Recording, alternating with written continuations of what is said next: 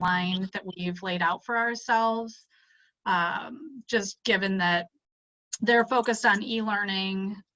We're not sure when we're going to be able to really meet. And so I guess my question for the group is that if we shift gears and instead of focusing on the school districts, focus more on maybe tightening up the attendance and participation portion of these documents, would everyone be comfortable handling all members equally? And then I think we can continue to have those conversations with the school district, but maybe not look to include that as part of this round of revisions, since I think we are still trying to target getting this to the full ONCC probably by June, I think was the original goal. So what are everyone's thoughts on that? I think it's a good idea. It's a problem today. It'll be a problem tomorrow. Doesn't mean we have to fix it now. I mean, we can fix it tomorrow, I guess. I'm kind of excited to see how if we can do Zoom meetings with a full membership and then see who shows up. Because if you can't sit at your desk and click a link, then yeah, you're off. This may be like an interesting little case study we're about to do.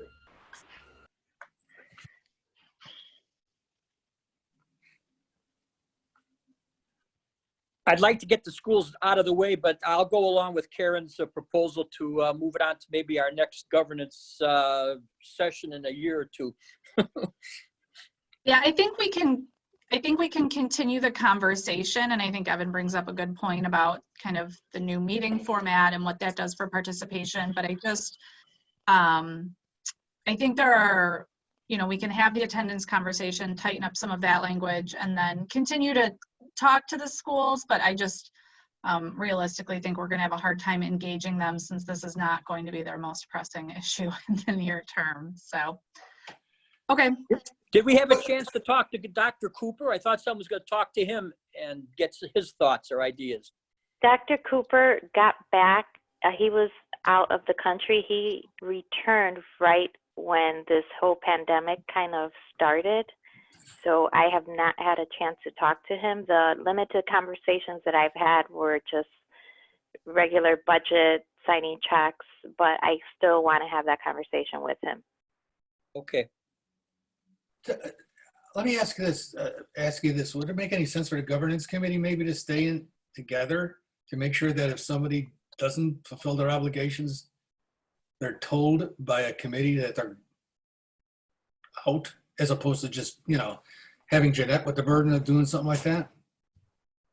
Does that make any sense? So Karen becomes the bad person? I believe we're co-chairs, Evan. Your name would be on that letter too. I know. See, I took over tech and I dropped the co-chair. So that's how convenient. So Joe, are you proposing we become the governance and membership committee? Yeah, some committee that just keeps tabs on everybody. I don't even have to change your name, but some ways so there's an ongoing process to make sure these people are either in or out. Would you have to make it standing, Joe, instead of ad hoc then? No, the Flag Quad Committee lasted for years before it became a standing committee. And look at us now. Yeah, right. You know, it's just a thought. If you guys think it's a bad idea, then let's just move on. Don't you think it would also be an exec committee responsibility? Yeah, I mean, it probably needs to come from the chair, right? Or the, I mean, I think maybe we could send something as the governance committee summarizing the changes and letting everyone know kind of what has transpired. But I feel like if anybody is going to officially get kicked off, it probably has to come from Arlene. It's written into the IGA, or I'm sorry, about the missing 3 meetings. So I have the attendance record, and Karen, I forward that to you. And once they've hit that 3rd missed meeting, I usually send out an email stating that they've missed. What happens is, on occasion, they'll show up the following meeting and figure, okay, if you look at the tracking record, you can kind of see where someone will attend one meeting 1 month and then kind of skip the next month for whatever reason. Is there, Janet, is there a way in the bylaws that they're just basically not considered part of the quorum anymore until they're reinstated in some fashion. You know, they miss 3 meetings. They're told, you know, you missed 3 meetings, you're in big trouble, and then what? They would have to, if they want to be off the commission, they would have to submit something in writing saying that they do not wish to participate anymore. We've never had anyone get kicked off per se. We've talked about that being in there, but never actually took any action on it. I think that's where this group has sort of indicated that we probably should think about moving in that direction. You know, I ran if anyone's interested here, I can share my screen real fast. Jeanette sent me the breakdown.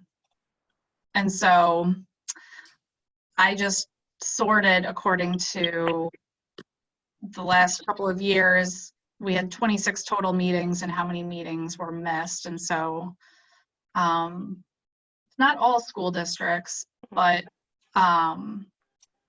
it's a lot of school districts have missed a lot of meetings. And so,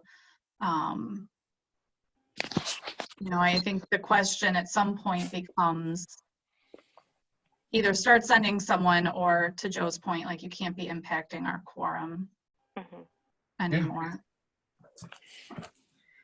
So, but also realize, you know, this is an aggregate. Like, when you start to get people missing like 4 meetings, you know, chances of those being consecutive are probably not. And so that's probably something else to consider.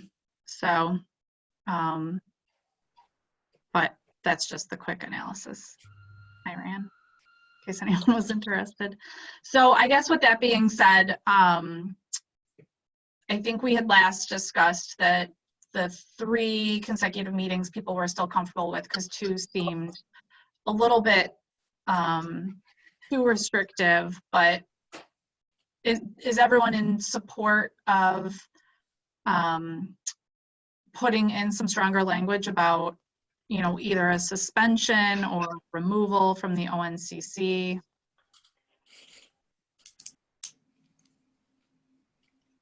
Thoughts? I agree. Another thing to look at, what if we tried something? We have what, 10 to 12 or 10 or 11 full membership meetings a year.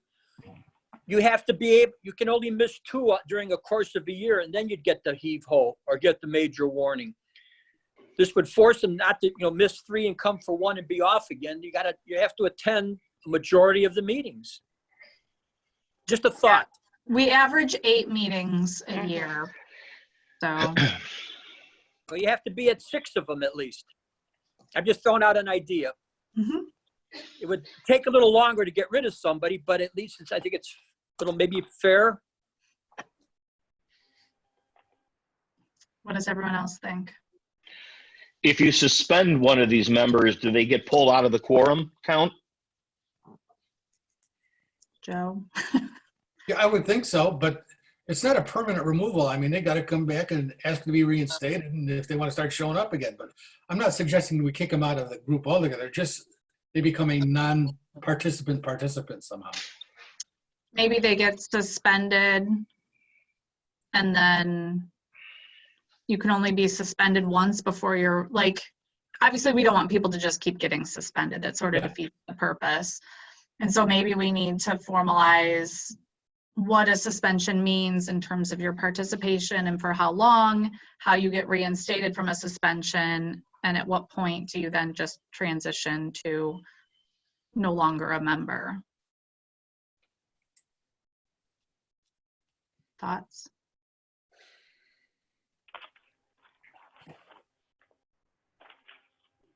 I'm always a big advocate for progressive discipline. I like suspension prior to removal.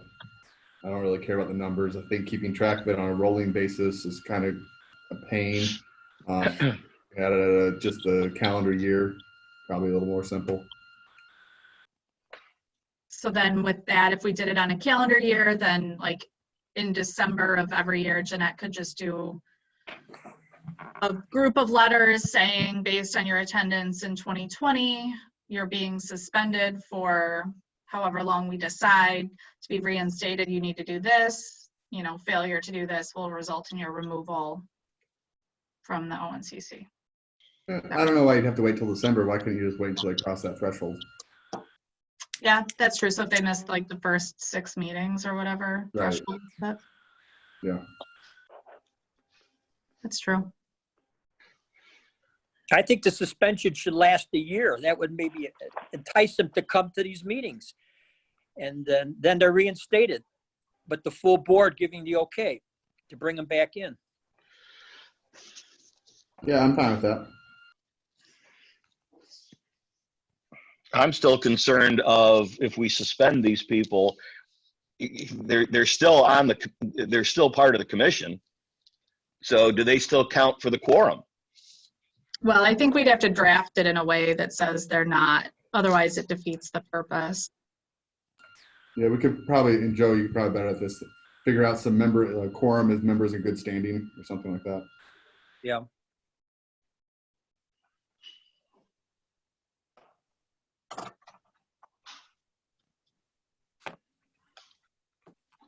Okay, so maybe we'll, for the next meeting, Jeanette, do you think we could draft some language? Yes, for about- sure. Hmm. Yes.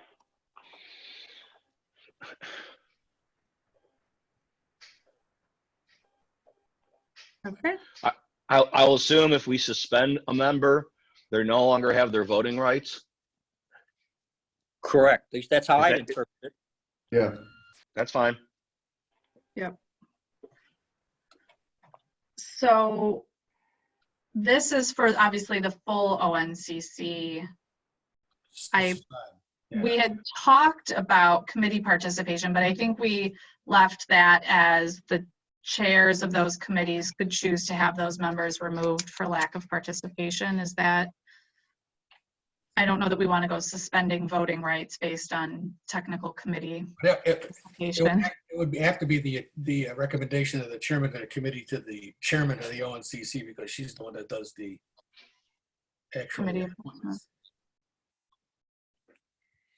That's the way I think it's supposed to work. Okay. Good. All right, I'm going to stop sharing my screen now. Okay, so then, sorry, I'm looking at my notes from last time.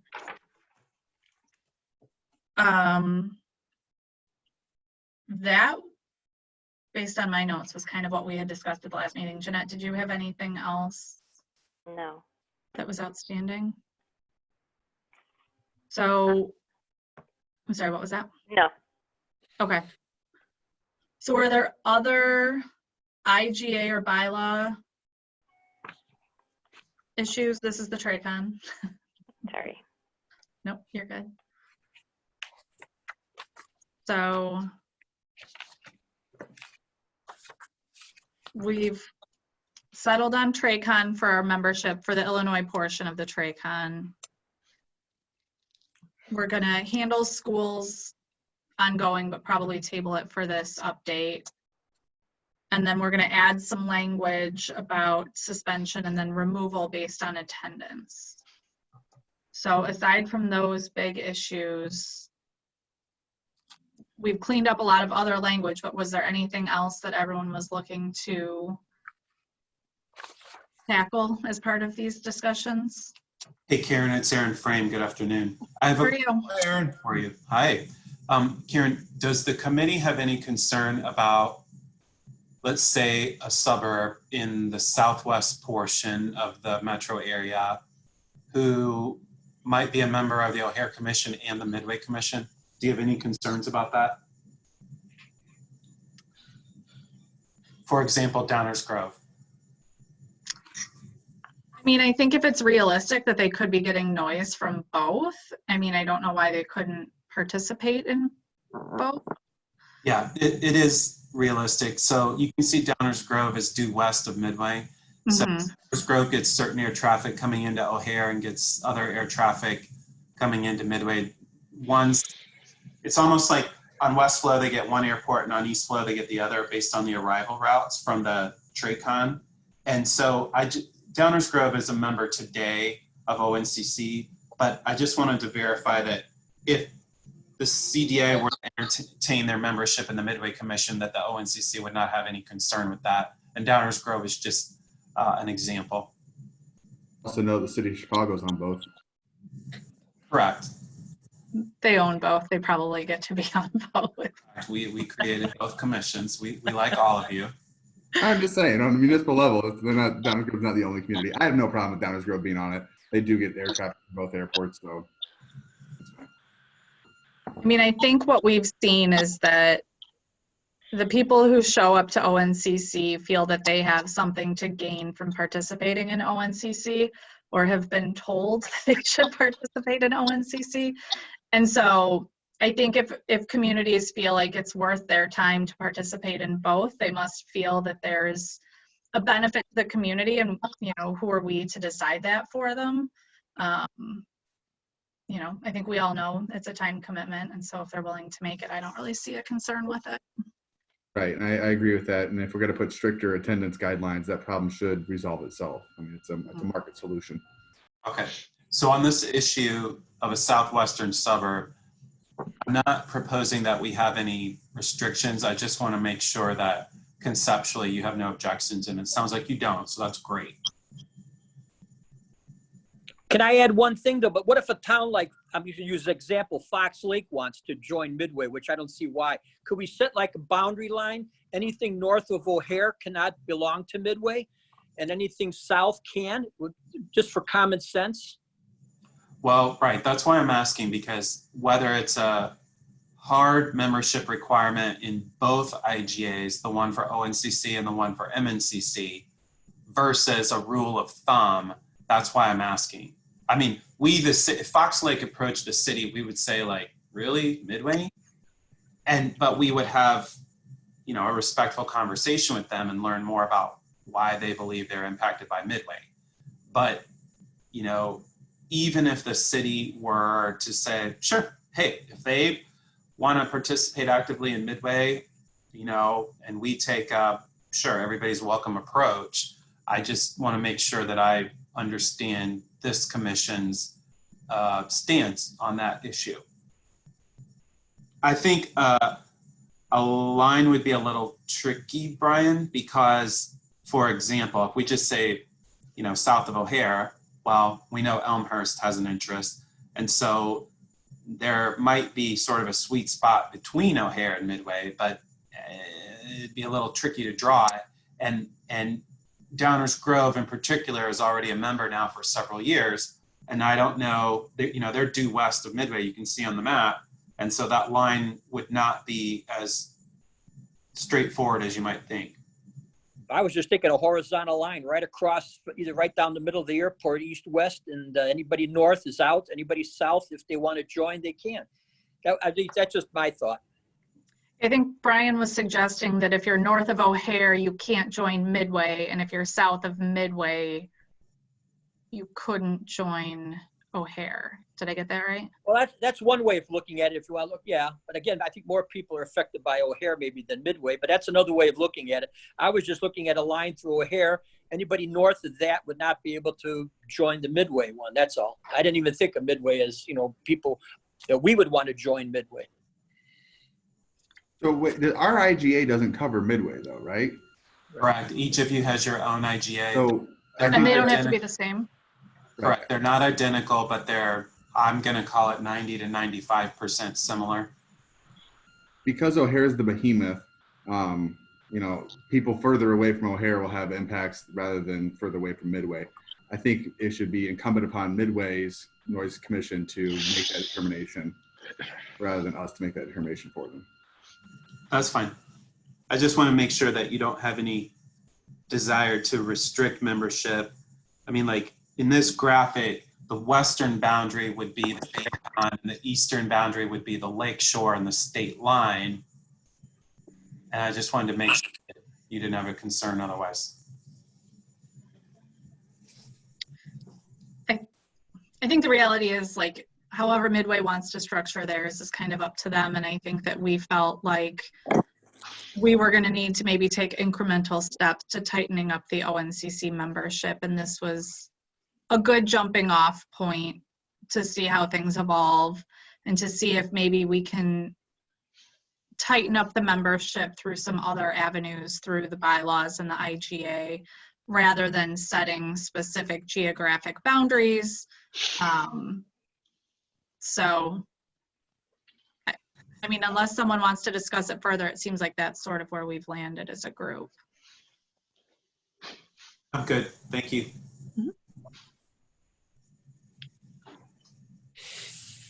Okay. What else does the group want to talk about today? We're good? Yeah. Okay, so then I think summarizing sort of where we're at, I think we have draft bylaws based on our previous discussions. For the IGA, we've been requested to provide the city attorneys with a list of our requests of changes so that they could draft those. And then we would review the draft. So I think where we're at is we can set up our next meeting, review the draft language surrounding attendance and suspension, impacts on quorum, and then removal from the ONCC membership. And once we have that framework tightened up, because Jeanette, that's in the IGA or the bylaws? It's in the IGA. IGA. So we'll just maybe establish a framework that we agree on. The attorneys will draft it, and then unless anyone has anything else they wanted to discuss, we'll continue the school conversation, but we'll otherwise probably, hopefully after the next meeting, be in a place to hand that list over to City of Chicago attorneys to start drafting those changes to the bylaws.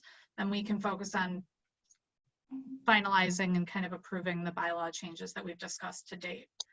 How does that sound for a plan? Can we make sure to share an advance copy with Chairwoman Jurasek? I know she had some keen interest on the language for the chair and the alternate designee. Of the bylaws? That's the bylaws. Yes. So I think let's do this. Let's, Jeanette, if we can send out the latest version of the bylaws with the track changes that you had put together, if everyone can review that before the next meeting, we'll look to finalize that. At the next meeting, if everyone's comfortable with that, we'll then share, we can share that now with the chairwoman. We'll finalize that at the next meeting and then look to finalize our list for the IGA as well. Okay. Yeah, Jeanette, it's Aaron. I need the committee's recommended markups to forward to the Department of Law. You and I will have one or more calls with the attorney who's assigned. It'll probably be my coworker Mort, but I can't guarantee.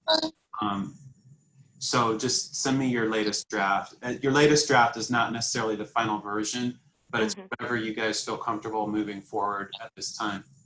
Okay.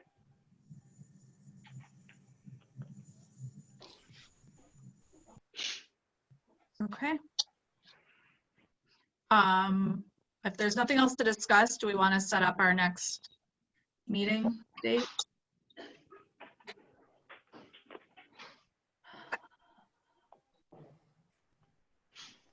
Did you want to do that now, or did you just want me to email everyone and kind of get dates? Maybe let's just email everyone. Okay. That seemed to work pretty well for everyone. So, okay. So we'll set our next meeting and share that date, and then Dan, this is your time to share with us your thoughts. Thank you.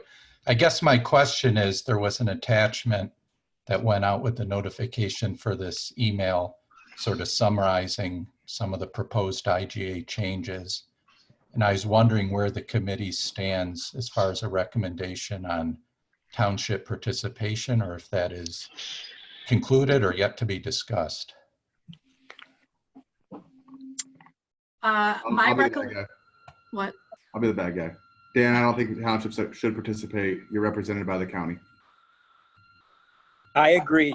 I agree. Yeah, I believe that was the discussion by the committee based on the notes that we have, that Cook County and DuPage County would represent all of the county, including all of the unincorporated areas, not otherwise represented by a municipality on ONCC. And I guess what I'd ask in that case is whether DuPage County has been consulted or the Addison Township representative. The way I read the language in the attachment, it's sort of a dilution of their membership, which has been longstanding and also as an active participant. So are they involved in this discussion or have they provided any feedback? No, we have not sought feedback from anyone outside of the governance committee at this point. I think, to your point, Dan, this is a list of the changes we'd like to see, but those changes are going to be drafted by the City of Chicago's law department. And so I think once we have that language drafted, it certainly will be shared with the whole ONCC membership. And at that point, I think further discussion will likely occur. You know, we'll want to see what that final language looks like as well. Sure, and I just ask that they be given some advance notice and not the day of a vote, just so they have some time to provide input. Sure. Thank you. No problem.